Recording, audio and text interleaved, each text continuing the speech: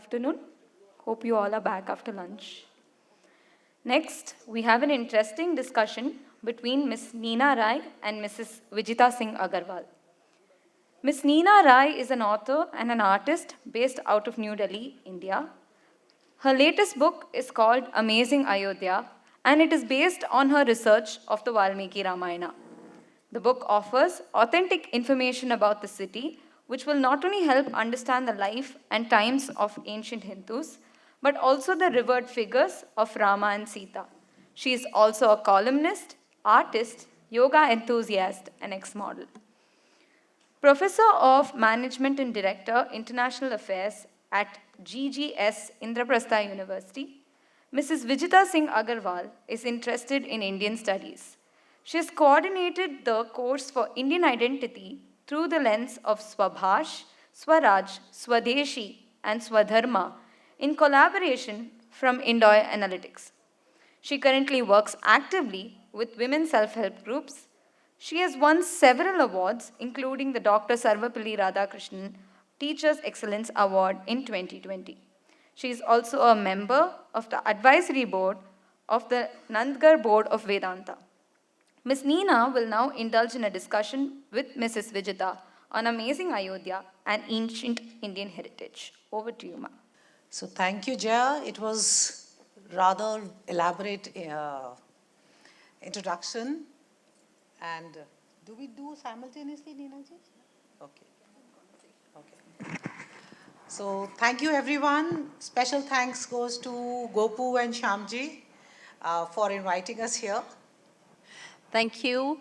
I love being in Chennai, going through the streets. So thank you for having us, and thank you to the organizers. Thank you for having us and giving us this opportunity. So let me tell you a little about how this course, we designed this course. In fact, RVS Maniji, if he's around, he, Gopu and Shyamji, they came to my office, and then we were talking about how current students are disposed towards the India and Indian narrative. And all of us were sharing our experiences, and these experiences were so common, and the commonality was that Indian students, they really don't know about India or our traditions. And if you try to delve deep into this whole, I would say, paradigm of why this is happening, see, if we talk about Indology, in fact, Neena ji would like to say something on this, and then we can continue. What you said is a fact. It is very difficult to find young people who have a lot of interest in ancient Hindu culture, or for that matter, Hindu culture. Most of them are being misled, thinking that the Western culture is something that they should follow, and that is something that they should mimic. And if you talk to them, they do not know much. So whatever she said is absolutely fine. So what we had planned to do about this is, I'll quickly talk about this course and what's the relevance of this course, and then we will, Neena ji will tell about her book, and then there'll be a discussion on these two topics. So as I was saying about this course, see, when we study, what is study of India called? Study of India is called Indology. And who is considered father of Indology? William Jones. And then the question is, who is William Jones? In fact, he was a judge at Supreme Court of Calcutta that time. This is in 1780s we are talking about. And William Jones, I think it was, 1784, he started a society which was called Asiatic Society, and he had sent invitation in a form of circular that all the Britishers should try and learn about India. And 30 Britishers joined, and that was him becoming the father of Indology.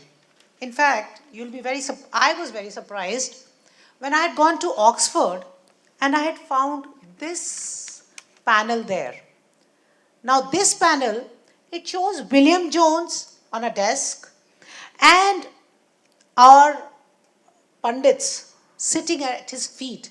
And he is dictating, and these priests are scribbling.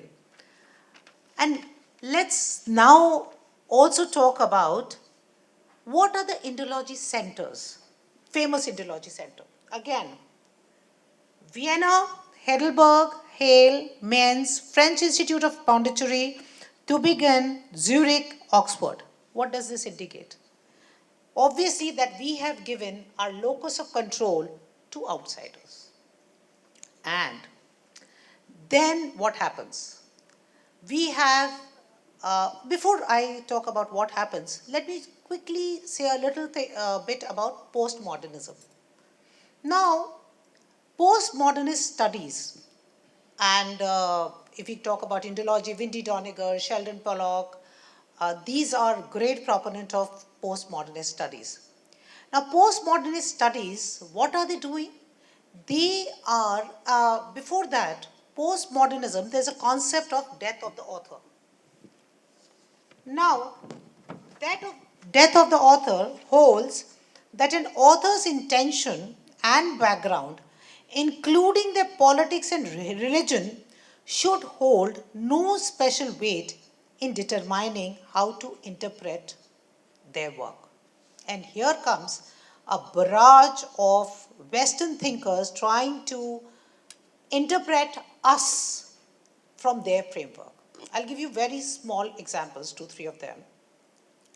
Carl Jung, who was disciple of Sigmund Freud, he did a lot of studies on Kundalini, Chakra, Tantra. But what happens here? When he studies Chakra, he recognizes 5 chakras and does not recognize Yagna Chakra and the last chakra. Why? If we delve deeper into it, this is Advait. This whole system belongs to Advait, where there is Paramatma and Atma are one. This is in total opposition of Christian framework of understanding things. There it is Father and Son and the Holy Spirit. So, if they agree that Paramatma and Atma are one, they cannot understand this. So, as a result, what happens? He says the description of other 2 chakras are because of hallucination or whatever. So, I will consider these 5 chakras. Now, what have you done? You have taken a framework according to your preferences and removed the sacred out of it. Same thing Wendy Doniger does. What does she do? She has analyzed the whole Ramayana on the lenses of psychoanalysis. And as a result, where we see Tyag and Vatsalya of Sita, she sees in her human rights and in her psychoanalysis, she sees the feminist thing in this. I'll add one more example here, which I find very disturbing. When we read Ramakrishna Paramhans and Vivekanand Samvad, in one instance, Ramakrishna Paramhans tells Vivekanand, come and sit in my lap, possibly in my aura or whatever. Now, these people are seeing homosexual intentions in that. So, if you see the whole gambit, they have absolutely decontextualized it. And what is happening now?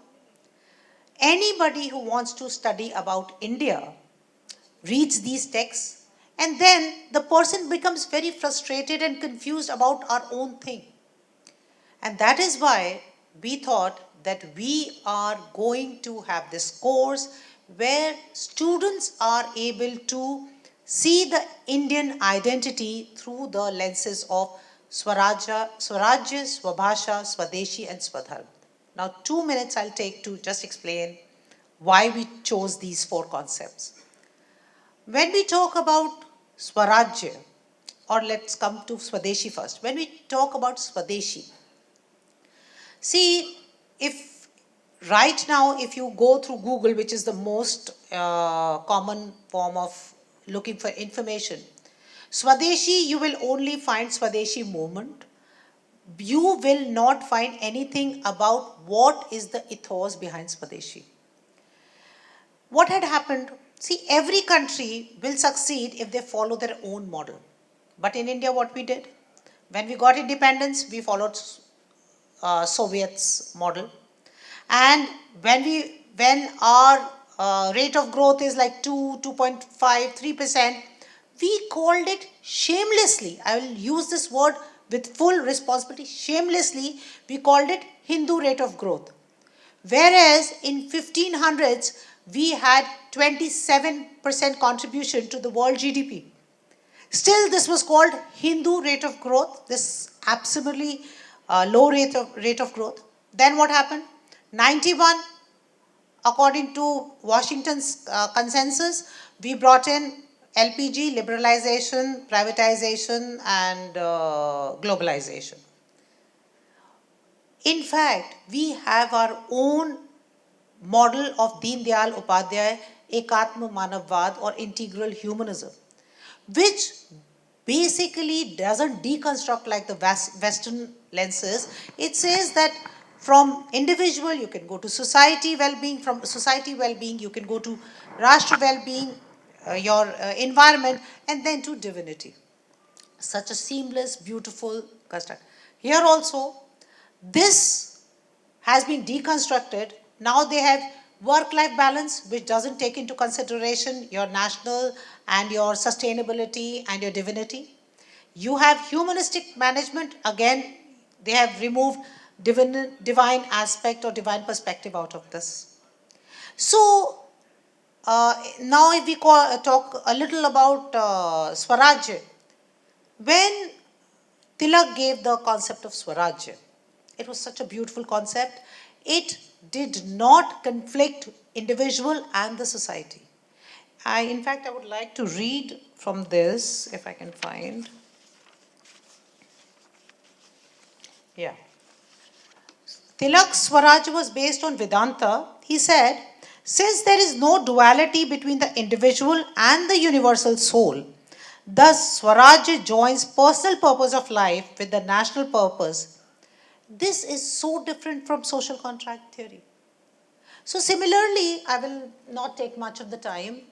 Similarly, we can see that we have to contextualize the way we see our own country. We cannot see our own country from the lenses of others. Now here, we got a very overwhelming response for our course. We have 643 people, students who have registered for this course. We are doing this online. And this course is also going to IIT Jammu. They have agreed to have this course, which is a very, very big thing for us.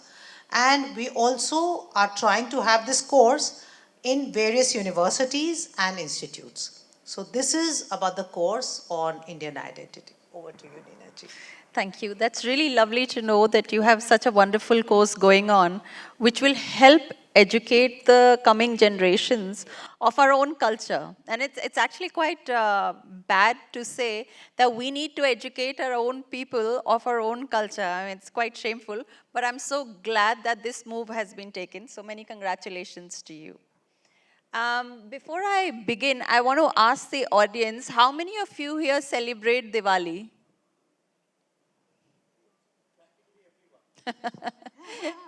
Okay, so we all know the story of Diwali, that Ramji and Sita ji come to Ayodhya, and when they come to Ayodhya, the whole of Ayodhya is lit with diyas, correct? Pataka, diya, yes? Okay. Okay. Now, if I will ask you, but is this story overall, does everybody know this story or not? Yes, yes. Narak Chaturthi, yeah. So if I ask anybody, when Ram and Sita came to Ayodhya and everybody lit up their homes, can somebody tell me what were the homes of those people like? Where were the diyas lit? And when Ram and Sita came to Ayodhya, what were the roads that they came on? And when they came on those roads, can you tell me how was Ramji's palace? Can you tell me how was Dashrath and Kaikeyiji's palace? Can you tell me what are the kinds of animals that were in Ayodhya? Can you tell me what are the kinds of animals that Sitaji and Ramji had in their palace? Were they only animals or were they birds also? And can somebody tell me who established Ayodhya? And if we talk of Ayodhya, we always come to Ram and Dashrath. Can somebody tell me how far and wide was Dashrath ji's empire? And was Ayodhya a district, a city, a town? What was it? Any answers? So you see this silence is the reason I wrote my book, Amazing Ayodhya. See, all the questions I just asked you, is the answers to this, every Hindu, or for that matter, every Indian should know. Because Ayodhya is one of the most prized district, city, whatever you want to call it, of our country. It has been of great importance. It's actually a tirth. And it has been of great importance since the time it came into inception. Until today, it is still one of the holiest cities of Hindus.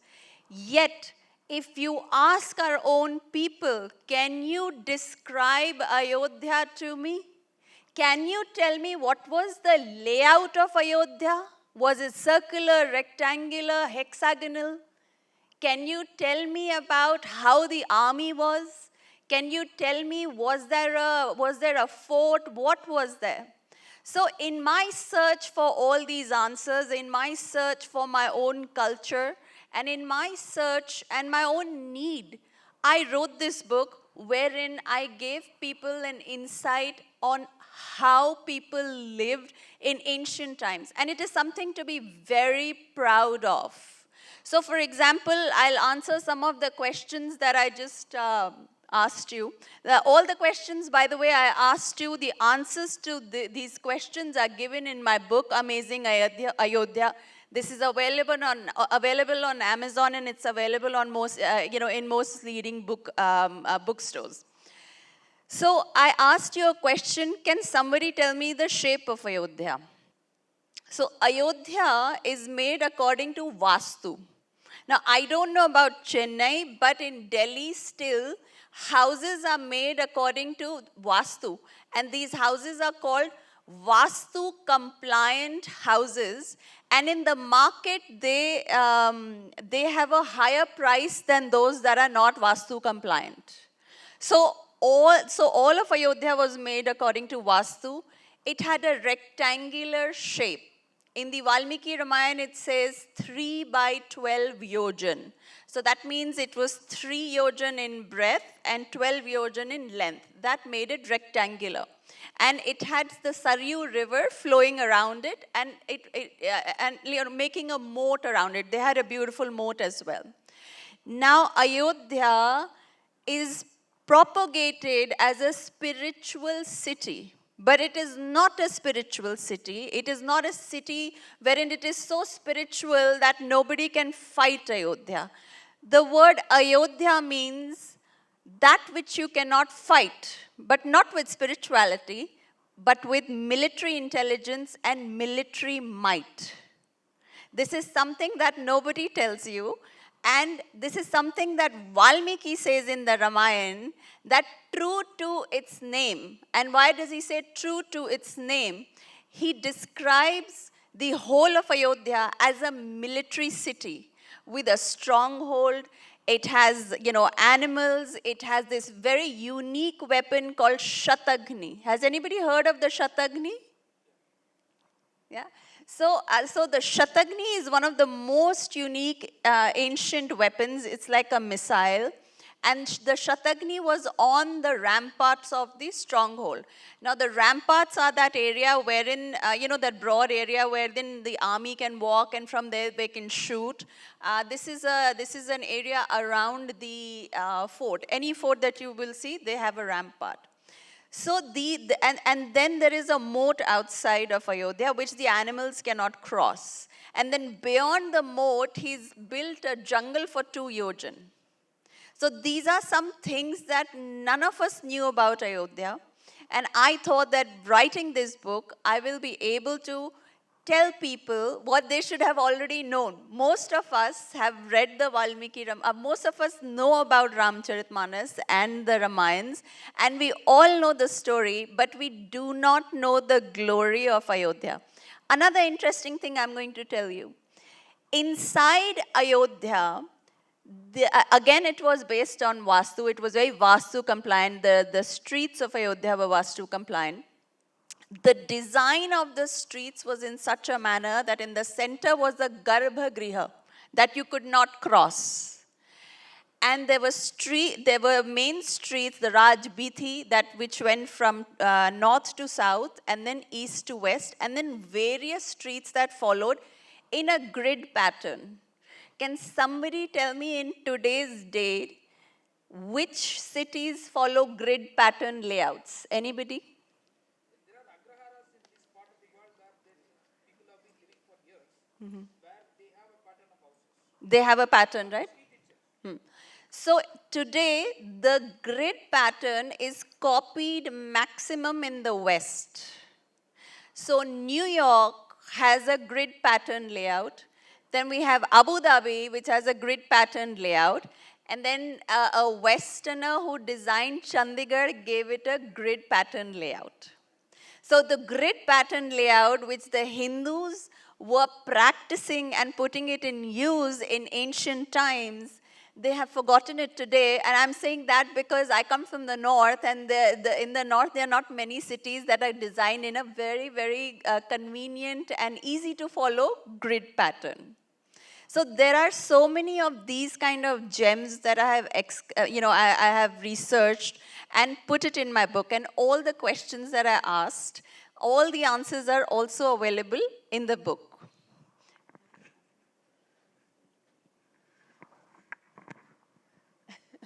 So if anybody has any questions, I'm very happy to answer. If you're very curious about the architecture of Ramayan, if you're very curious, I'll be very happy to answer your questions. And I'll also request Vijita ji to, please. I have a question. You mentioned that Ayodhya was kind of a military city. Yes. Now, military cities usually are created when you find that there would be some attacks. Yes. So today we know who can attack us. But 10,000 years ago, who was attacking Ayodhya? So I'll tell you who was attacking Ayodhya, the Asurs. And what do you mean by Asur? No, see, one of the basic things in psychology is that the have-nots, those who feel they don't have it, or those who are, the jealous type of people, the tamasic people, the presence of somebody sattvic or rajasic, the presence of something powerful, just by their presence will, shake the presence of the person who doesn't like you, or, who's jealous of you, or who has an issue with you. So they feel that they will attack you, and in doing so, they will become more powerful. So the attack on what existed and whatever is there, whatever is important, has been going on since eons. I mean, if we take, we can take any example throughout history, and we'll always find that which is good has always been attacked. In the time of Dashrath and in those past eras, there are talks of Devasur Yudh. There's Devasur Yudh, as well as there are yuddhs with other countries, other states or countries, not in the empire itself. So for example, every 10 years, Raja Dashrath used to do an Ashwamedh Yajna. And Ashwamedh Yajna meant that you leave your white horse and it goes to whichever territory, and the one who stops the horse then has to fight. So that means that there were fights there. It is not that there weren't. Then again, I'll take your attention to the fact that how did Kaikeyi get the 2 boons? And based on those 2 boons, Ramji had to go to, Vanvas, go for Vanvas. So she had helped Dashrath in the Devasur Yudh, wherein she saved his life. So wars have been going on, and because wars were going on, because because they wanted to construct a city that nobody could destroy, nobody could fight and take over, therefore they called it Ayodhya, जिससे युद्ध नहीं किया जा सकता है, that which you cannot fight. न युद्ध then becomes Ayodhya or Ayodhya. Unconquerable, unassailable. Yeah.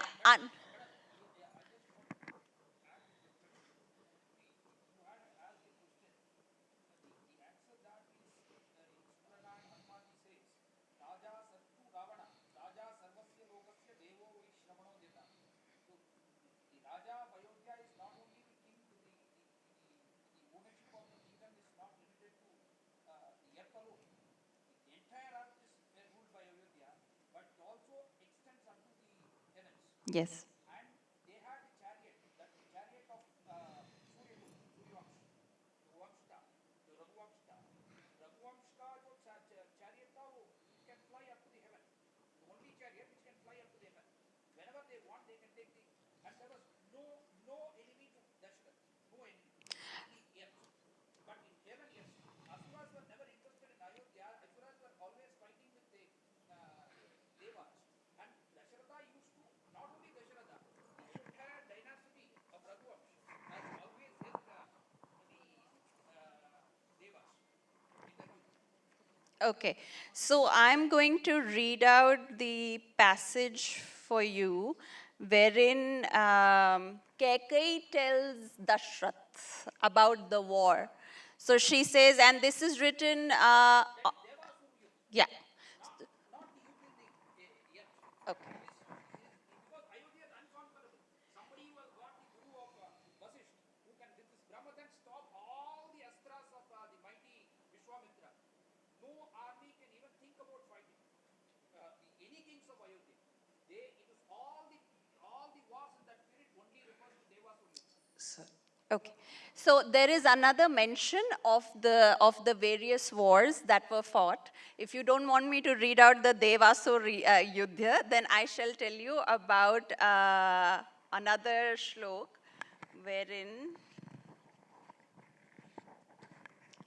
Can I request something? If the discussion is long, can we do it once the session is over? Because you all are. Yes, sir. Ji.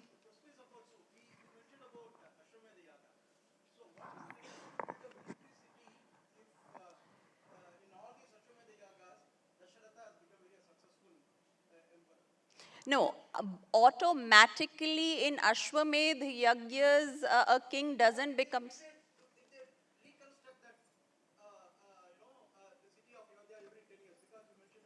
No, no. So Ashwamedh Yajna cannot be carried on by regular kings. Ashwamedh Yajna is carried on by Maharajas only. So a Maharaja by definition is a king who has around 1,000, let's say a Maharaja has 1,000 kings under him. In today's day and age, you can say a Maharaj has 1,000 zamindars under him. a minimum of 1,000 zamindars, or a minimum, they're called samant rajas, what we call zamindars today. So 1,000 rajas then becomes, somebody to whom 1,000 rajas give their kar to, or their tax to, then that becomes a Maharaj. And in those areas, and even further, the king would then leave his white horse, and it was specifically a very white horse. That white horse could traverse as much as it could, and if anybody stopped that white horse, there was always a small portion of the army that was traveling with that white horse. So first they would fight with that army, and then if that army lost, then the bigger armies were called. And we know this because when Love and Kush, in the story of Love and Kush stopped the Ashwamedh horse of Bhagwan Ram himself, correct? So that's how you do it. And so Maharaja Dashrath also used to perform Ashwamedh Yajna. Raja Ram used to perform Ashwamedh Yajna. In fact, you said that there were no, there were no people, there were no wars. But then can you tell me who are the people who took, before, in the forefathers, who was thrown out of Ayodhya from the forefathers of Dashrath?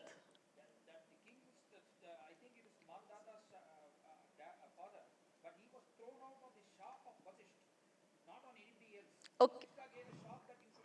So in the Valmiki Ramayana, there are three countries mentioned, or three races of people that are mentioned, who threw out an ancestor of Dashrath from Ayodhya itself. The ancestor who was thrown out, his name is Asit, Maharaj Asit. So Maharaj Asit, when he was chased away from Ayodhya itself, had to go and live in the Himalayas with his two wives. Now, at the time, both the wives, I think, were pregnant, and the co-wife, the other wife, she poisons the Dharampatni, who's the first wife. The first wife is always the Dharampatni, whose children will be the heir to the throne. So because she poisons it, and then this lady goes to Maharshi Chyavan. So she says, I have been poisoned, and poison in Sanskrit is called gar.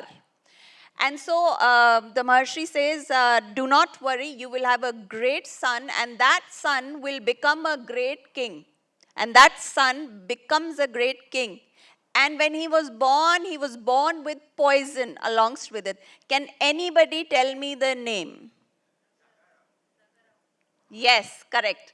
Sahagar, who is born with poison. So his name is Sagar. And based on Sagar, the 60,000 sons of Sagar, when they were looking for their Ashwamedh horse, they dug up the ocean, because of which the ocean is called Sagar. So if we read the genealogy as well, we will know again and again that Ayodhya was attacked. In fact, it was attacked to such an extent that the king of Ayodhya had to go and reside in the Himalayas, and it was Sagar who won Ayodhya back again. So again and again, there were repeated attacks on Ayodhya, and they had to maintain that military might. Otherwise, if there were no attacks, what was the point of having an Ashka Hini?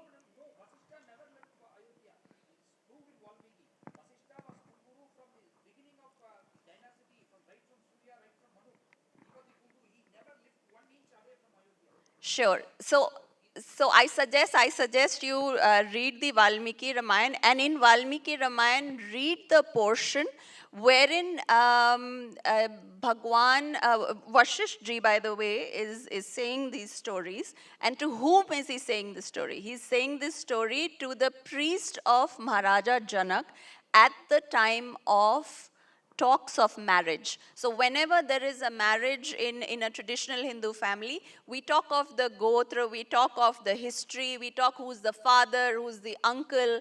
So when Maharaja Dashrath goes to Janakpur for the marriage of Ram and Sita, then Vashisht himself gives the whole introduction and genealogy. And in that introduction, it is Vashisht who says, these were the kings, and this was Maharaj Asit, and Maharaj Asit was thrown out. So there were wars, and then Sagar came, there were Ashwamedh Yajnas, there were attacks, there were battles, And sometimes the people of Ayodhya won, and sometimes the people of Ayodhya lost. It is, this should be in the portion where you talk of the, where they are talking of the Vivah. So when they have just arrived. Okay. So here, I'll come back to the present era. Awaaz aa rahi hai? So, I teach management students, and once I asked them, I try to bring in references from Mahabharat and Ramayana. So once I asked them very simple question about Gita, who told Gita to whom? And you'll be surprised. I teach at Delhi. You'll be surprised. Almost 50% of the class was not able to tell exactly when Gita was told by whom to whom. So coming back to these courses, one thing which I wanted to tell was, we have to see this as clash of civilizations. A Brahminical religion and our Sanatan Dharma. There is one, all of us who have studied political science would have studied Manusmriti in great detail. There was a lady, Catherine Mayo. She came to India, and she wanted to write a book or treatise on Indian religion. And then she was very surprised because we had Gnostic tradition in which we had Jain, Buddha and Charvak, and then we have Astic tradition where we have Vedanta, Sankhya, Mimamsa and the rest, 4. So what she did, she wanted to do, in today's jargon, we'll say she wanted to do a shoddy work. She got hold of Manusmriti and she translated it and called it Mother India, whatever her translation was. That book was grabbed by the Western thinkers, Western philosophers, and then there were references and cross references of the same thing, and these kind of thoughts were propagated. Now I'll tell you one thing from before I give it to Neena ji. I'll share one thing. So I wanted to do some postdoc research, and I wanted to do in social sciences. And I had applied through Erasmus Mundus scholarship, I had applied to Oxford. When I had gone to Oxford, I said I want to do studies, and Oxford incidentally has a very rich Indology center. They said, you will get funding, you will get grants. If you want to do research in, and you'll be surprised what topics or themes were suggested to me. Sati, which is no longer relevant, our caste system, our mistreatment to Dalit. These were the whole list, and not only list, they also had NGOs, list of NGOs from India who would help me in doing this research. So as obvious, I did not, I did it in some other thing. I did it from University of London, not from Oxford University, and I did it in the subject which I wanted. What I'm trying to say here is, and as an academician, I wanted to share this, that there is, and I'm very happy Neena ji has done such good work, and it is directly from Itihas as it happened. We have dearth of literature on our narrative, and that is why you don't have young researchers willing to work, because when they want to work, there is no material available. So, for example, and also in academic circle, since I've been in teaching for so long, in academic circles, if you are right-leaning, now it is easier to get jobs. Previously, it was very difficult to get jobs. I know people who have spent all their life being a visiting or an ad hoc professor because they did not get job because they were right-leaning. So I have my research scholar who is doing work on integral humanism and its relevance in the corporate world. She was told time and again, don't do it on integral humanism, Deen Dayal Upadhyay's ideology, you will not get a job later on. So for all the young people who are sitting here, I just want to request, if you are a writer, if you want to write, we should have a lot of literature on our kind of thinking. So, Neena ji. Thank you. Okay, so for the question that you asked, if Raja Dashrath had enemies, and I mentioned this in my book, and it is mentioned on page 45. So in the Valmiki Ramayana Balkand 1:6:27, Shlok 27, Valmiki ji says, Tam Purim sa Mahateja, Raja Dashratho Mahan, Shashas Shamitah Amitro, Nakshatrani va Chandramaha. So what does this mean? Tam Purim means that city, and that city is which city? That city is Ayodhya. Mahateja Raja Dashratho. Mahatejwala king, you know, that king, glorious king, that great king. He ruled over his enemies like the moon rules over the nakshatras at night. So the literal translation is, the great, resplendent and admirable King Dashrath resided. He ruled the world from that city with silenced enemies. The word Shamitaha Amitra means silenced, appeased, allayed, destroyed and vanquished those who are not friends. So that means that Maharaja Dashrath was destroying enemies regularly and repeatedly, and because of this too, he had an Ashka Sena. Now this Ashka Sena, I don't know how many of you know, but I'm going to ask you a question. How many Ashka Senas fought in the Mahabharat? Anybody, any idea? Yes. Yes, correct. Wonderful. So there were 18 Ashkahini Senas who fought for 18 days and all of them were destroyed. So Maharaja Dashrath is the ruler of one Ashkahini Sena. And this is mentioned there. And this is because they had enemies, they were attacked, and this is the reason why he designed Ayodhya in a manner that other people couldn't win. And so all the design, all of it, I've given it in my book, and my book is full of pictures, the whole layout of Ayodhya, the design, and everything is mentioned there, including the fact that Ayodhya used to be actually, the homes of Ayodhya used to be gold-plated. We've always heard that it was, Lanka was Soneki Lanka, or that Lanka had golden houses. But you'd be surprised to know, I think that the person who, propagated that only read the Sundarkand, and had he read the Valmiki Ramayana, the Balkand, he would have known that even in Ayodhya, the homes were gold-plated. They used to gold-plate their homes, and another shocking thing I'm going to tell you, ancient cultures across the world used to have a lot of gold plating. So I traveled to the Incans, the ancient Incan civilization, which is Peru. And therein, they used to have silver plates and gold plates out of their houses. So they used to decorate them with gold and silver.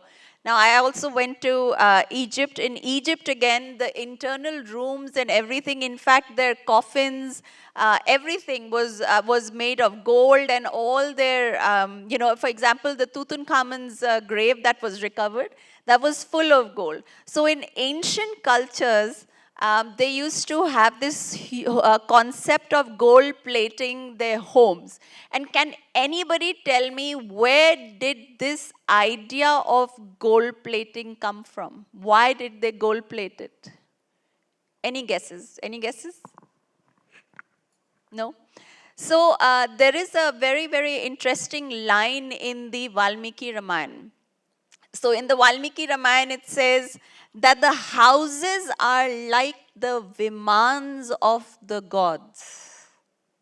And since the vimans of the gods are gold-plated, therefore we also assume, or we know, that in ancient times, all of them used to gold plate their homes. And all of this is mentioned in my book as well. So one after the another, you're going to unravel deep mysteries of our ancient times and also get a, get a brief introduction of civilizations who practiced similar things from across the world. Thank you. So I'm getting signals from Shamji to stop, but before we stop, any questions? It'd be a pleasure. Yes. Yes.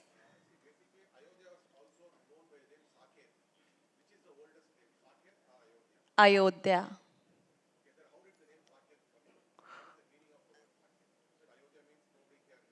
Yes.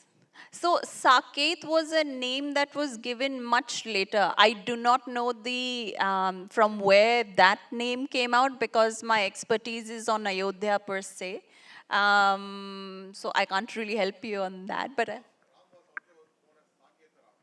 yes, Saket is a name that came later. Ji.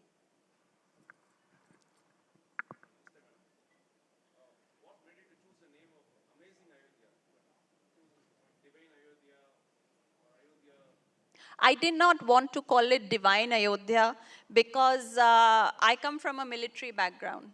So my father is in the army, and when I read the description of Ayodhya and the Valmiki Ramayana, and of course I have been to New York, I have lived in Abu Dhabi, I have traveled everywhere.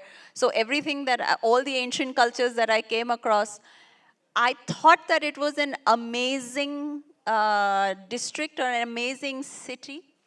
I did not think that there was so much divinity that was mentioned in the description of Ayodhya, as much there was practicality mentioned.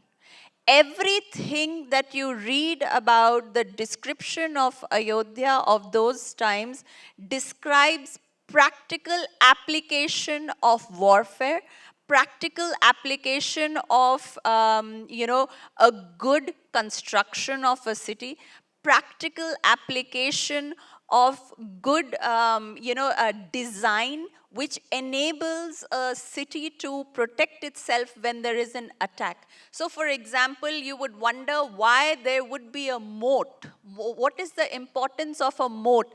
Can somebody tell me what is the importance of a moat around a fort or a stronghold? Anybody? No.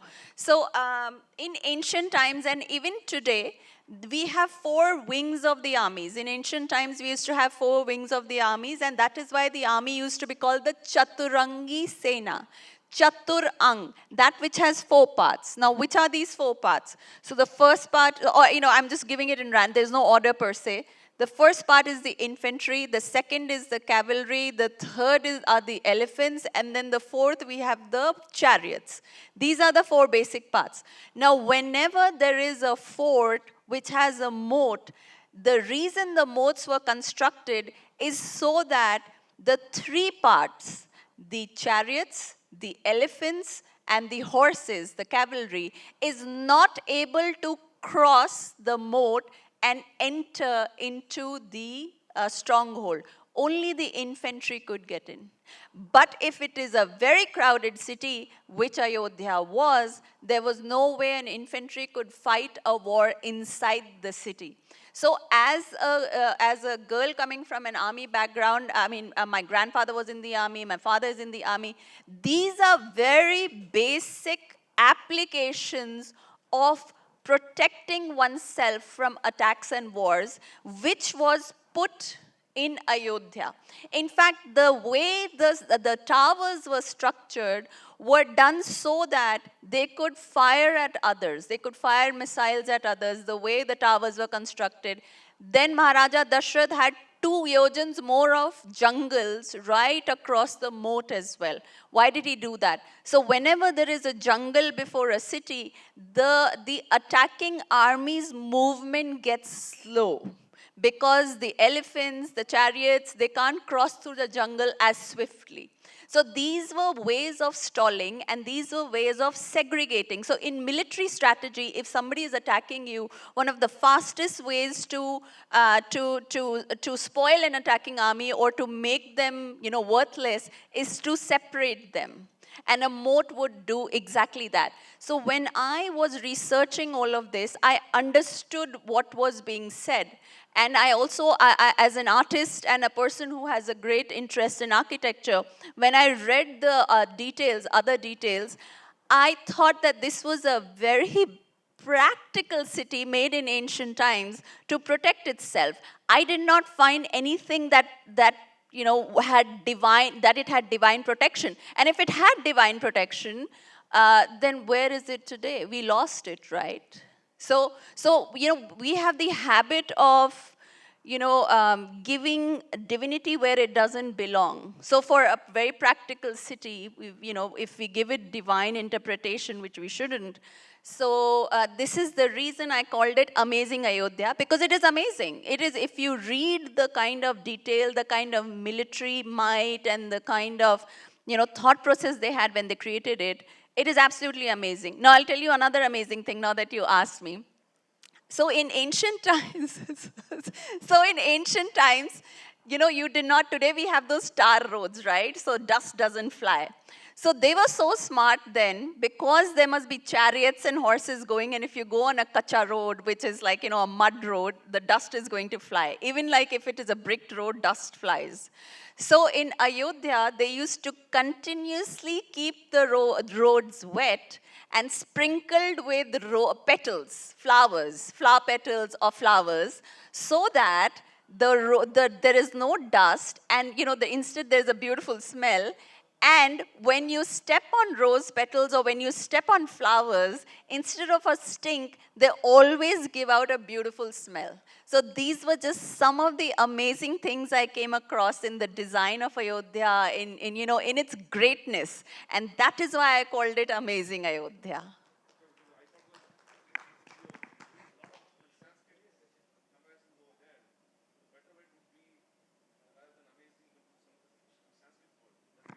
So the Hindi version will come out. So I'll call the Hindi version, taking the tip from you, I'll call it Adbhut Ayodhya. That's very. So thank you very much for being such wonderful audience. It was lovely having a session here. Thank you. There is one more. Yeah, tell me.